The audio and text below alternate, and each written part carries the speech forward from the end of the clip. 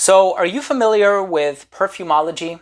It is a boutique that is situated in Philadelphia, Pennsylvania. The owner is Near Guy. He's a great person. And they actually have their own line of fragrances. They have one called Grange. They have one called Leima. They have one called Bliss. They have a lot of really wonderful fragrances. My favorite is Clutch. So the same perfumer who made those fragrances, Justin Frederico, he just started his own perfume brand. It's called Frederico Parfums, and this is the debut fragrance, just came out a few days ago. It's called Blooming Amber. I'm excited to give you my thoughts on this brand new fragrance from a brand new brand, so make sure to stay tuned.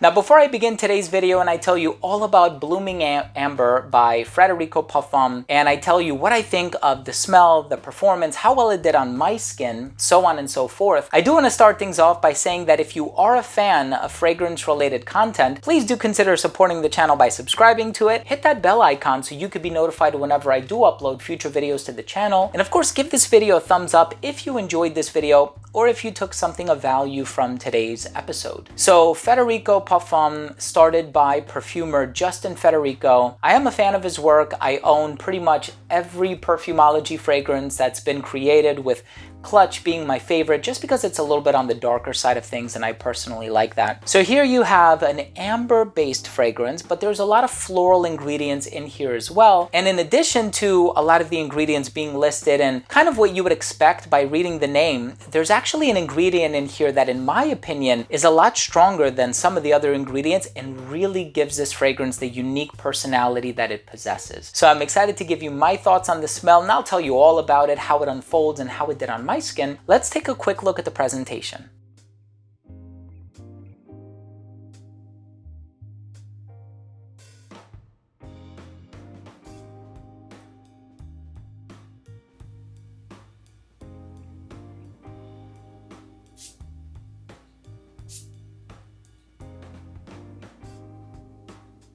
So to start things off, I want to take a moment to just read the notes that are conveniently located on the box, because I know sometimes if you're looking on different websites, they might have the wrong information or whatnot, but this is exactly what's printed on the box here. So in the top, you have mandarin, orange. In the heart, you have honey, lily of the valley, jasmine, lavender, neroli. And then in the base, you have the namesake of the perfume, which is amber, musk, vanilla, cashmere, patchouli, and green moss. So as soon as I sprayed this on, and upon first whiff, I got a lot of honey.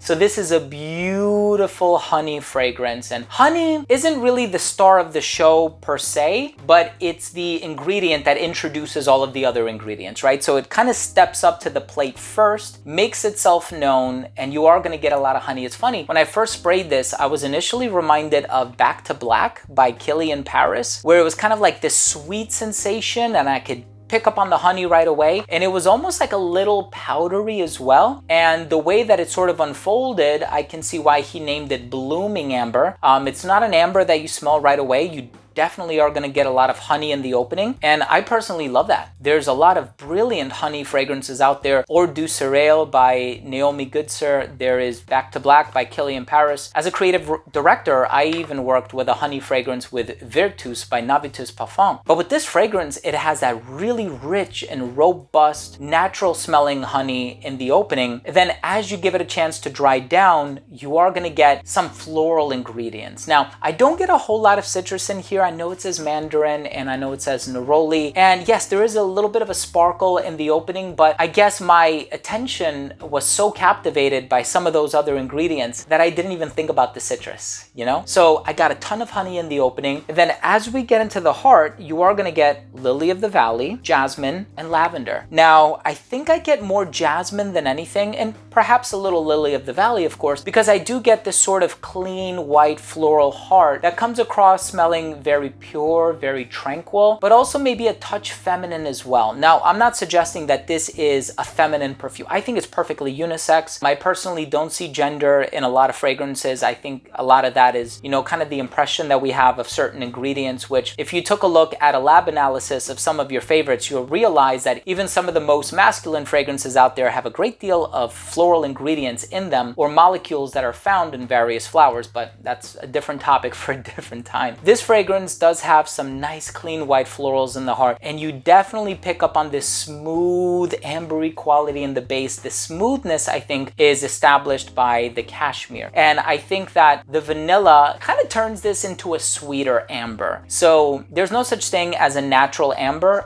It's really a combination of various ingredients that come together to create an amber accord, and this is one where the vanilla is not shy. It's not timid, it's not introverted. You are going to smell a sweet amber in the dry down, which I personally love.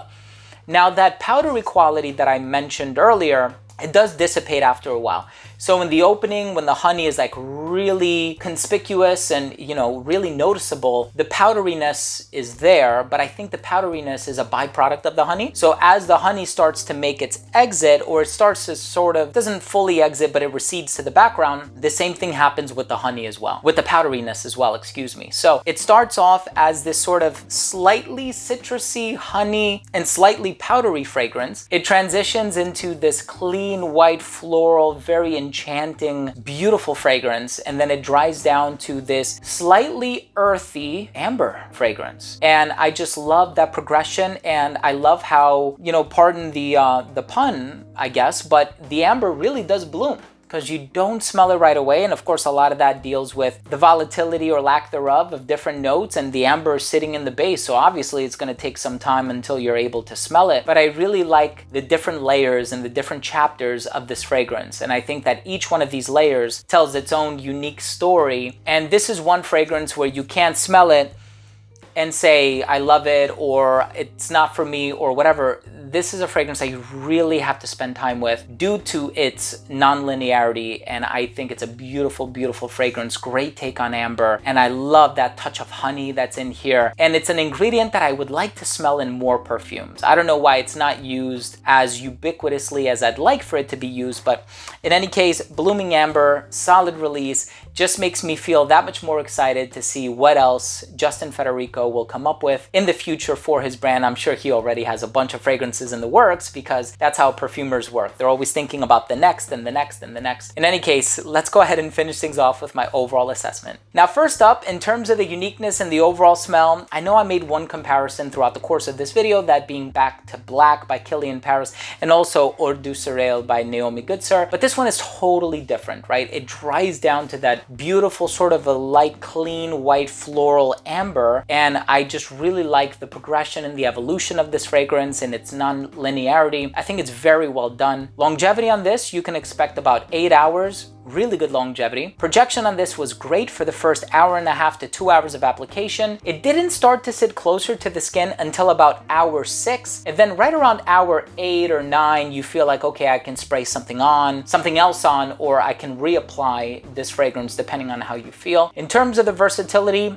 incredibly versatile. I think it's about, you know, if you're subscribed to, I guess, the gender norms, the traditional gender norms, I would say it's about 60% feminine, 40% masculine, but that honey is really nice, man. So I really enjoy it. I would wear this myself, as I have been, and I think this one is great for any time of the year. I think you can wear this in the hotter weather. I think you can wear it in the colder weather. There's just some very bright ingredients in here, and there's some heavier ingredients in here. So I like that it has that versatility. I think anybody of any age can enjoy this one and really appreciate it. And I think in terms of the presentation, it is minimalist, but I love all the different information that is conveyed on the box, the ingredients, a little description on the fragrance. I love the gold, you know, trim and everything. My final verdict on this fragrance is, I think it's a great first release by Frederico Parfums. I think he's doing a wonderful job. As I mentioned before, I've been familiar with his work for the Perfumology line for many years now, and I'm glad to see that he is doing his own thing, and I think he's doing a wonderful job, and I can't wait to try more from this brand. All information is going to be down below in terms of where you can purchase or sample this fragrance if you so desire. Thank you so much for watching. That was my review of Blooming Amber by Frederico Parfums. If you own or have tried this fragrance, please let me know what you think. Leave a comment down below. Love interacting with you guys. Also, make sure to subscribe to the channel if you took something of value from today's episode. Hit that bell icon so you could be notified whenever I do upload future videos, videos to the channel. And of course, give this video a thumbs up if you liked it. Love you guys. Thanks for watching. We'll see you tomorrow. Bye.